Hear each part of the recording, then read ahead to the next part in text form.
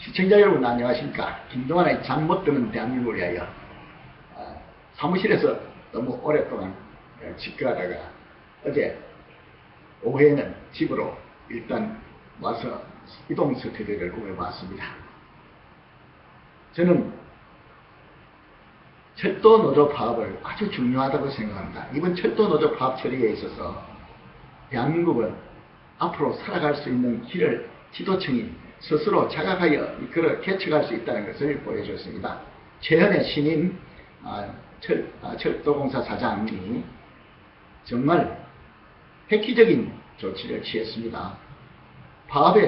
불법 파업에 가담하는 자들은 모조리 직위 해제를 한 것입니다.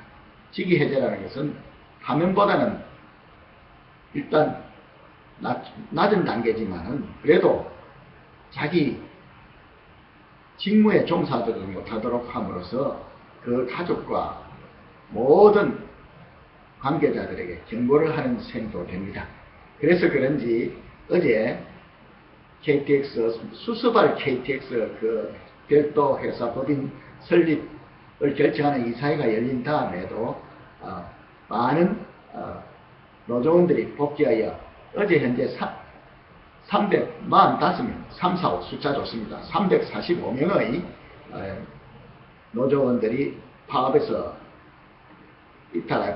이탈하여 이제 직무에 복귀했다고 합니다. 사실 그동안 철도 노조가 보여준 것은 본 참깨 방송에서 한번 광주에 갔다가 광주 역 앞에 붙은 그 현수막을 보고 한번 참으로 웃기고 포복 절도할 일이라고 한번 보도한 적이 있습니다. 다른 게 아니고 철도 노조라면 철도 승객의 안전과 그리고 철도망의 열차의 정시운행 그리고 또한 화물열차 또한 우리 기간산업 컨테이너 수송에 아주 훌륭한 역할을 감당하고 있습니다. 전국을 여행하다 보면은 각지의 컨테이너 야드, 옛날에 아주 시골역에 불과하던 부강역 같은데 거대한 컨테이너 하치장이 설치되어 있는 것을 볼 수 있습니다. 조천역에서도 철도 승객들은 수시로 거대한 크레인이 왔다 갔다 하면서 컨테이너를 옮기는 광경을 볼 수 있습니다.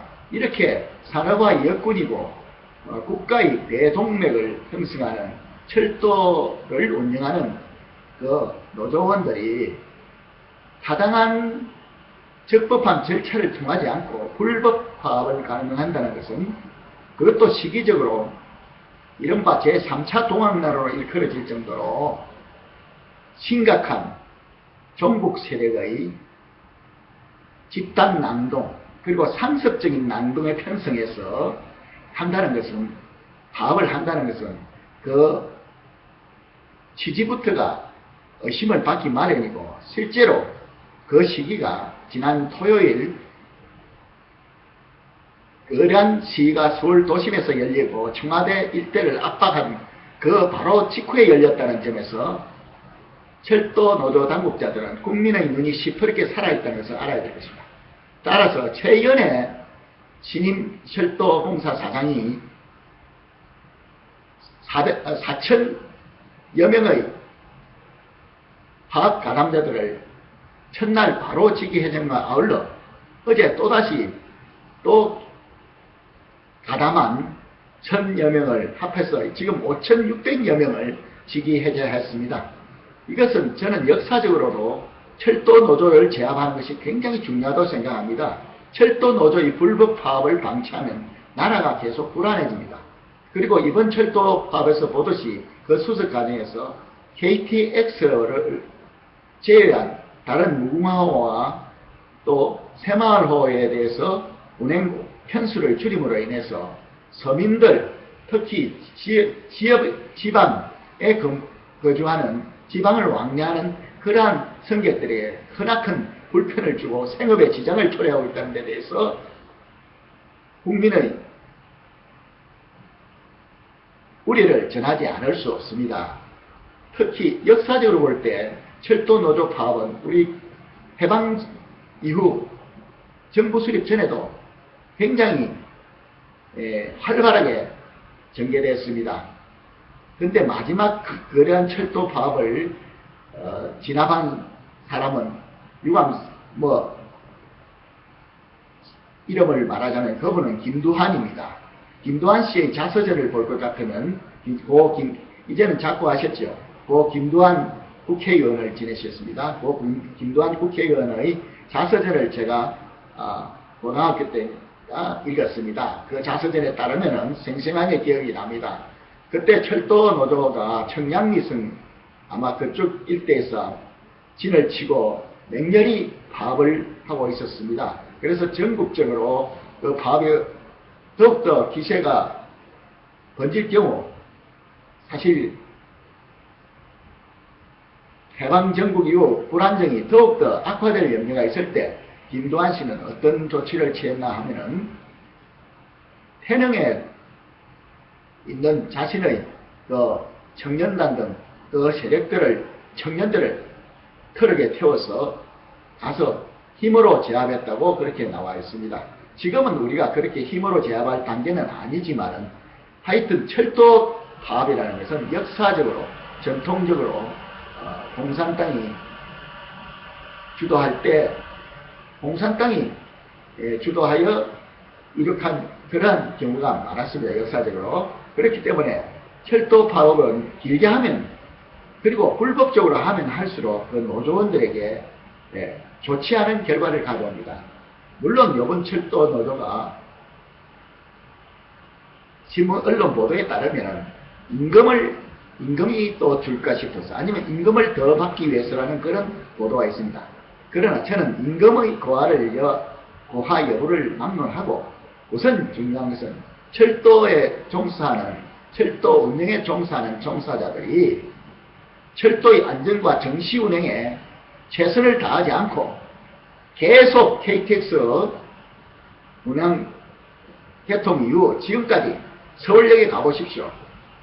정시에 도착하는 열차가 얼마나 되는지 정말 저는 서울 부산을 자주 왕래하기 때문에 잘 압니다.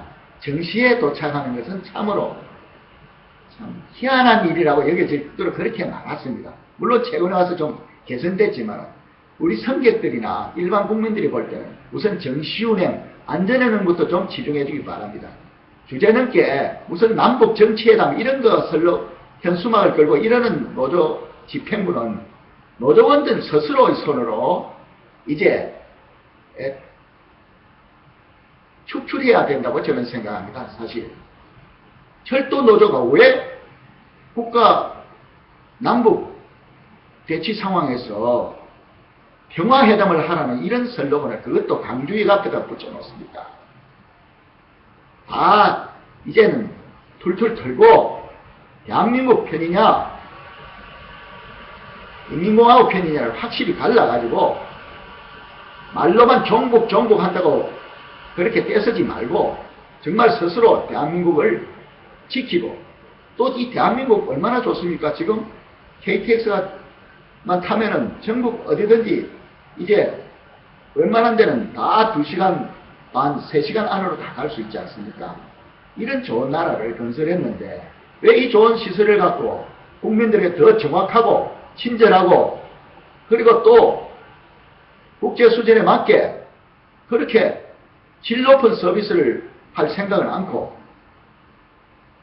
지금 이 연말연시 어수선한 때에 파업을 하는 겁니까?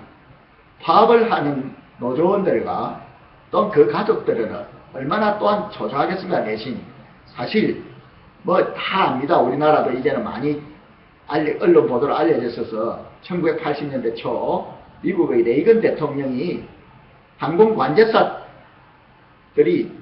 불법 파업을 사행했을 때 그냥 모조리 다 파면 조치를 했습니다. 바로 당장. 그래서 그 결과 한 5년, 6년, 10년 후에 그 장기적인 영향들이 언론에 보도되었습니다. 많은 가정들이 파괴되고 이혼하고 부부가 이혼하고 경제적 곤란에 고통을 갖고 있고 그렇지만 그 인권의 자유선진국이라는 미국에서 그런 공권력이라든지 국가의 공공질서에 반하는 그러한 행위를 두둔하거나 용납하는 그런 사람은 그런 언론도 없었습니다.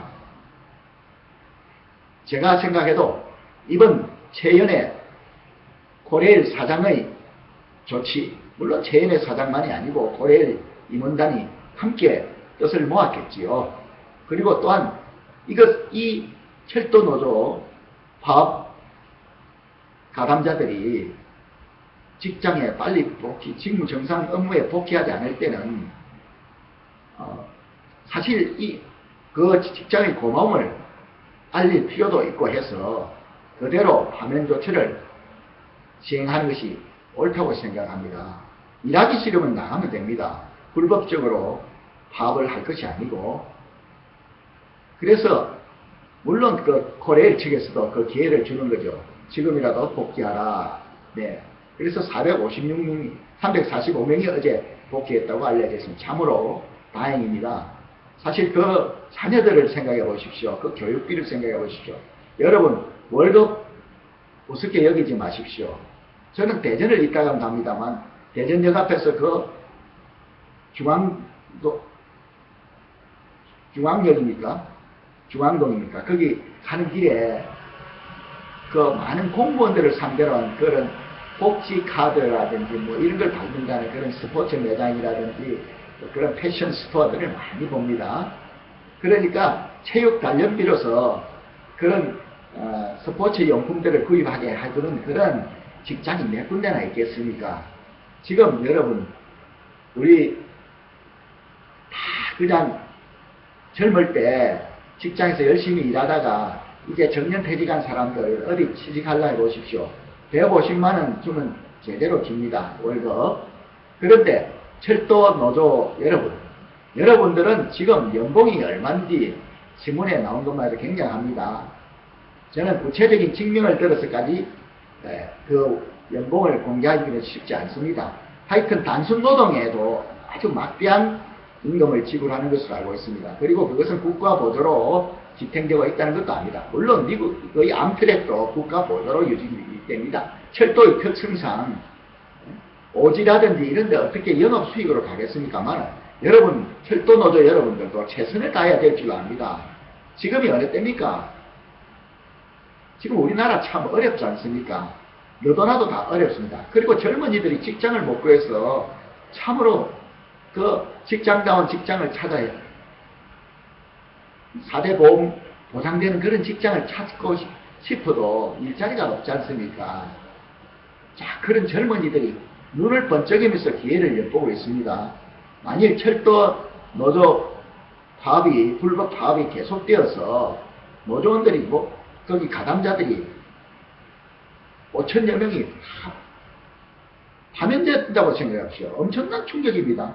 그런데 그것은 또한 일자리를 찾는 젊은이들이나 또 중년층에도 좋은 기회가 될 수가 있고 퇴직자들에게 또한 기회가 될 수 있습니다. 요즘은 평균 수명이 늘어서 과거에 정년퇴직했던 사람들도 아직도 일을 펄펄하게 잘할 수 있는 사람들이 있습니다. 그래서 그러한 선배들이 복귀할 수도 있는 겁니다. 그리고 군에서도 철도는 국가의 기간 산업으로서 유사시에 굉장히 중요한 역할을 하기 때문에 아시다시피 군인들이 또 대체 인력으로 투입될 수도 있지 않습니까?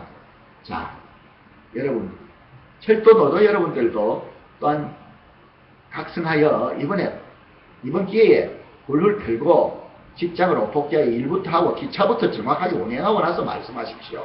그렇게 연발차게 작아져가지고 어떻게 하겠습니까? 그 다음에 정부 동국에도 또한 건의합니다.